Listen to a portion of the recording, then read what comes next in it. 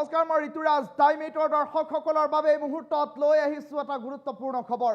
বিপদ কমা নাই মন্ত্ৰী অশোক সিংঘালৰ, কিয়নো দেখিবলৈ পোৱা গৈছে এতিয়া বাৰম্বাৰ ক্ষমা খুজিবৰ বাবে বাধ্য কৰাবলৈ চেষ্টা কৰা হৈছে মন্ত্ৰীগৰাকীক। আৰু এই মুহূৰ্তত পুনৰবাৰ নেমছুৱে দাবী উত্থাপন কৰিছে, মিয়াৰ ওচৰত ক্ষমা খুজিব লাগিব মন্ত্ৰী অশোক সিংঘালে। এই ডাঙৰ খবৰটো টাইম 8ৰ দৰ্শকসকলৰ বাবে লৈ আহিছোঁ। মন্ত্ৰী অশোক সিংঘালৰ বিৰুদ্ধে পুনৰ সৰব হৈছে নেমছুৰ সভাপতি বদৰুল ইছলামে কৰিলে গুৰুত্বপূৰ্ণ মন্তব্য।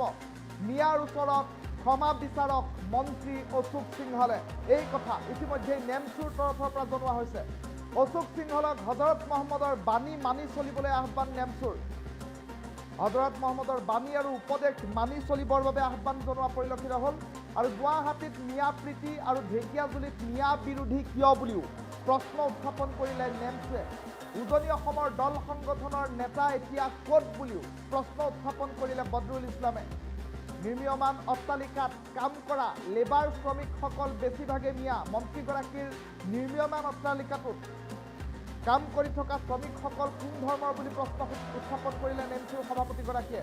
মন্ত্ৰী অশোক সিংঘালৰ বিৰুদ্ধে পুনৰ সৰব হৈ পৰিছে নেমছুৰ নেতৃত্ব। আৰু সমান্তৰালকৈ মিয়াৰ ওচৰত ক্ষমা বিচাৰক মন্ত্ৰী অশোক সিংঘালে, এই কথা ইতিমধ্যে উল্লেখ কৰিছে নেমছুৰ তৰফৰ পৰা। আৰু সমান্তৰালকৈ মন্ত্ৰী অশোক সিংঘালক হজৰত মহম্মদৰ বাণী আৰু উপদেশ মানি চলাৰ আহ্বান জনালে নেমছুৱে। গুৱাহাটীত অশোক সিংঘালৰ মিয়া প্ৰীতি আৰু ঢেকীয়াজুলিত মিয়া বিৰোধী বুলি প্ৰশ্ন উত্থাপন কৰিছে।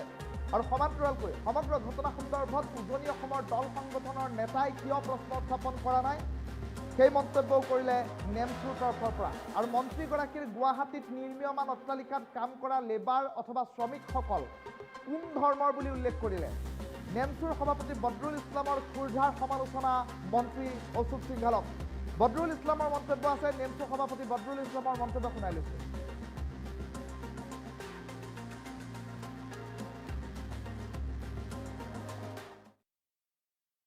ঢেকীয়াজুলিৰ বিধায়ক তথা মন্ত্ৰী অশোক সিংঘালক হজৰত মহম্মদৰ যি বাণী আছিলে, যি উপদেশ আছিলে, সেই উপদেশ পালন কৰিবলৈ আমি নেমছৰ ফালৰ পৰা তেওঁক আহ্বান জনাইছোঁ। অসমৰ মুখ্যমন্ত্ৰী ডাঙৰীয়ায়ো মাজে মাজে বিৰোধীক হজৰত মহম্মদৰ যি মিঠাই খোৱা যি উপদেশ আছিলে সেই বিষয়ে তেওঁ কোৱা আমি দেখিবলৈ পাইছোঁ। এইকাৰণে আমি তেওঁক মিঠাই খোৱাৰ উপদেশ মানিবলৈ কৈছোঁ, কাৰণ মন্দিৰৰ যি শিৱ মেলা আছিলে, সেই মেলাত অশোক সিংঘাল ডাঙৰীয়াই দাদাগিৰিৰে মুছলমান দোকানীসকলক যাতে নাযায়, প্ৰৱেশ নকৰে, তাৰ কাৰণে তেওঁ আহ্বান জনাইছিলে।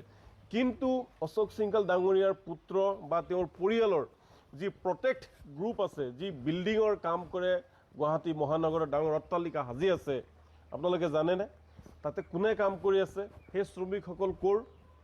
সেই শ্ৰমিকসকল গোটেইখিনি মিয়া শ্ৰমিক। কোকৰাঝাৰৰ, ধুবুৰীৰ, বৰপেটাৰ শ্ৰমিকসকল, সেই গোটেই শ্ৰমিকসকল। ইয়াৰ দ্বাৰা আমি বুজি পালোঁ যে ৰাজনীতিৰ কাৰণে অশোক সিংঘাল ডাঙৰীয়াই বহুত তললৈ নামিব পাৰে। গুৱাহাটীত তেওঁ মিয়া প্ৰীতি আৰু ঢেকীয়াজুলি সমষ্টিত তেওঁ মিয়াৰ বিৰুদ্ধে তেওঁ কথা কয়। অৰ্থাৎ ঢেকীয়াজুলিৰ যি হিন্দু মানুহখিনি আছে সেইখিনি একত্ৰিতকৰণ কৰি তেওঁ ৰাজনীতি কৰে, আৰু গুৱাহাটীত মিয়াসকলক অতি দৰদী হৈ তেওঁৰ যি কাম কৰি আছে, শ্ৰম বিল্ডিং বনাই আছে, তাতে তেওঁ মুনাফা অৰ্জন কৰে। এয়াই হৈছে বনিয়া মন্ত্ৰী এগৰাকীৰ কাম। গতিকে অশোক সিংঘাল ডাঙৰীয়াক আমি মিয়াসকলৰ ওচৰত ক্ষমা খোজাৰ কাৰণে আহ্বান জনাইছোঁ।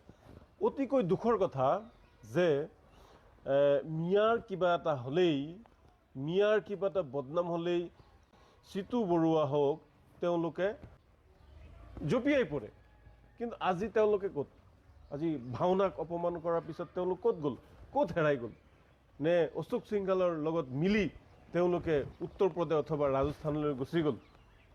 আমাৰ সেনেকৈ ধাৰণা হৈছে যে শৃংখল চলিহা, চিতু বৰুৱা বা আৰু বিভিন্ন উজনিৰ যি নেতা আছে, সদায় মিয়াৰ লগত লাগি থকা যিসকল নেতা আছে, ভাওনাক অপমান কৰাৰ পিছত অশোক সিংঘালৰ লগত মিলি তেওঁলোকে ৰাজস্থান, উত্তৰ প্ৰদেশ পাইছে।